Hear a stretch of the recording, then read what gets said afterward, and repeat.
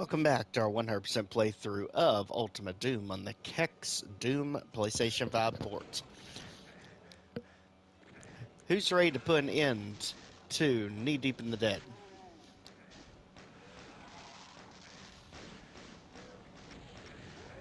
Because I am.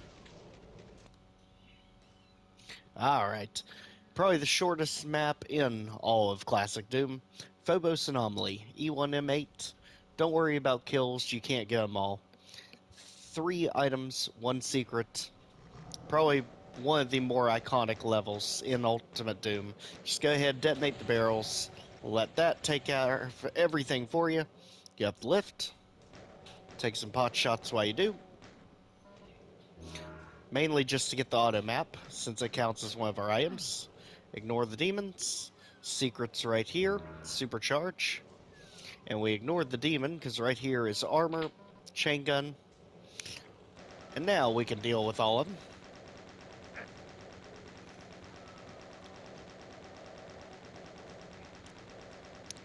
Now just make sure we're proper about all of it. Let's make sure everything is dealt with here. All clear. The other side gives you a shotgun, which we're going to need. Because now we have the most iconic boss fight in the entire game that has been repeated ad nauseum. Welcome, the two Barons. Go ahead, get in the corner, detonate the Spectres. You can use them to a certain extent, but let's be honest, the Barons aren't a problem.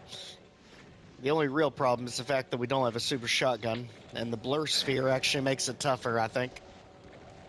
Especially when we get pinned into a corner. Definitely not something you want to find yourself in a situation like that. There we go. Now we can actually move and groove. Just quickly take them out. Single them out if you can. The blur sphere to me actually makes this process more difficult because you can't really anticipate what direction they're going to be throwing their projectiles.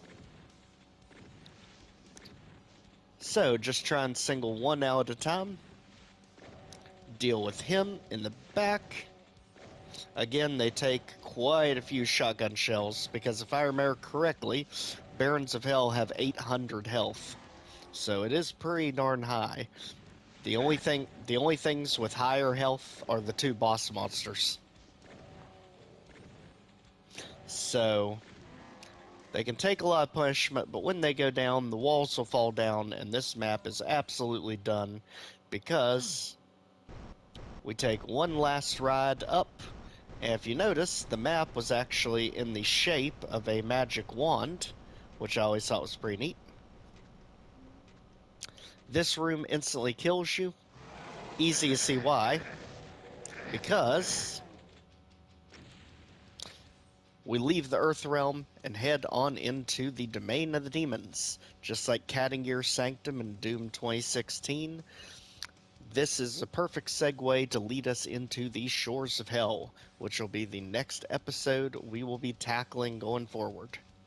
So, an unusually short one this time, but, at some point the boss levels have to be covered.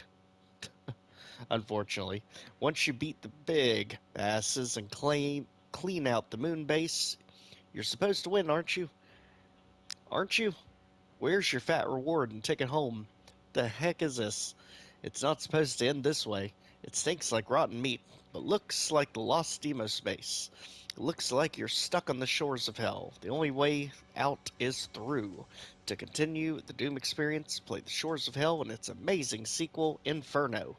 Absolutely agree. Inferno is my favorite of the original three. And as we know, they don't need any introduction at this point. John Carmack, Mike Abrash, John Romero, Dave Taylor, Adrian Carmack, Kevin Cloud, Sandy Pearson, American McGee. I mean, all legendary names to their rights. And they have all done a surprising amount of WODs and mods after the Doom projects. So I've been trying to cover some of them as we've gone. just like American McGee in Quake, the two final levels of Episode 1. And John Romero, I have one coming up for him where he redid this map to make a more proper ending for the Shores of Hell. We'll definitely be looking at that soon as well. But for now, that leads us on to Episode 2. So again, thanks for joining us,